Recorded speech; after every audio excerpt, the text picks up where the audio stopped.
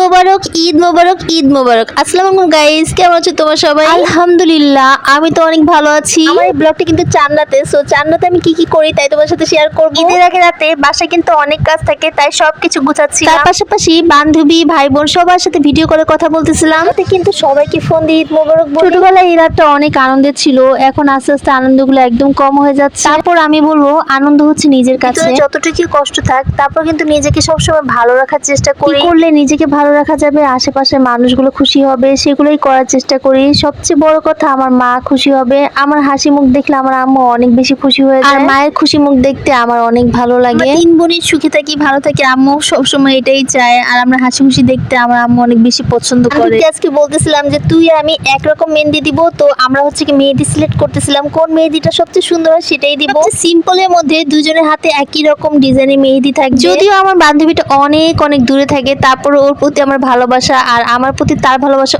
অনেক বেশি। জানি না কিভাবে যেন এত মনে মিল হয়ে গিয়েছে। আসলে বান্ধবী একটা শান্তির জায়গা, তাকে মন খুলে সব রকমের কথা বলা যায়, দুঃখ শেয়ার করা যায়। আর যে আমার দুঃখে দুঃখী হয় আর যে আমার সুখে সুখী হয়, সেই তো বান্ধবী, তাই না? আমার এই বান্ধবীটার মনটা এত বিশাল, আল্লাহ তাআলা তাকে সুখে রাখুক, শান্তিতে রাখুক। আমি কিন্তু আজকে আমার বোনের হাতে মেহেদি লাগিয়ে দিয়েছি, কারণ আমি ছাড়া ওর কেউ নাই যে ওর হাতে মেহেদি লাগিয়ে দিবে। তো বড় বোনের দায়িত্ব মাঝে মাঝে আমি পালনও করি। ছোটবেলার কথা অনেক বেশি মনে পড়তেছিল। যখন আমি ছোট ছিলাম তখন আমার বাবা আমাকে চাঁদাতের দিন হচ্ছে কসমেটিক কেনার জন্য সব মার্কেটে নিয়ে যেত আর বলতো কোনটা নিবা নাও, সেটাই নিতাম। এখন বড় হয়েছি, অনেক কষ্ট হয় বাবার জন্য, কিন্তু ছোট বোনগুলোর জন্য অনেক বেশি খারাপ লাগে। ওরা তো এই আদরটাও পায়নি। আজকে বাবা থাকলে হয়তো ওদেরকে নিয়ে যেত মার্কেটে, যেয়ে আমাদেরকে বলতো চলো তোমরা কি কি কিনবা, কিনে দেই তোমাদের। বাবা যেদিন থেকে চলে গিয়েছে, ভালোবাসার জায়গাটা একদমই শূন্য হয়ে গিয়েছে। বলে না, মায়ের ভালোবাসা মা পূরণ করতে পারে, কিন্তু বাবার ভালোবাসা বাবাই পূরণ করতে পারে। আজকে খুব কষ্ট লাগতেছিল বাবার কথা মনে করে। বোনকে নিয়ে গেছিলাম মার্কেটে, ওকে যা খুশি বলছিলাম যে তুমি যা খুশি কিনো, আমি তোমাকে কিনে দিব। আমার লক্ষ্মী বোনটা একদমই তেমন কিছু কিনতে চায় না, মানে বলে যে তোমার খরচ হবে, দরকার নাই। মোটামুটি আমার যা মনে হয়েছে আমি তাই ওকে কিনে দিয়েছি আমার সামর্থ্য অনুযায়ী। চাঁদাতের দিন আমার সবচেয়ে বেশি কাজ থাকে, যেমন হচ্ছে কি ঘর গুছানো,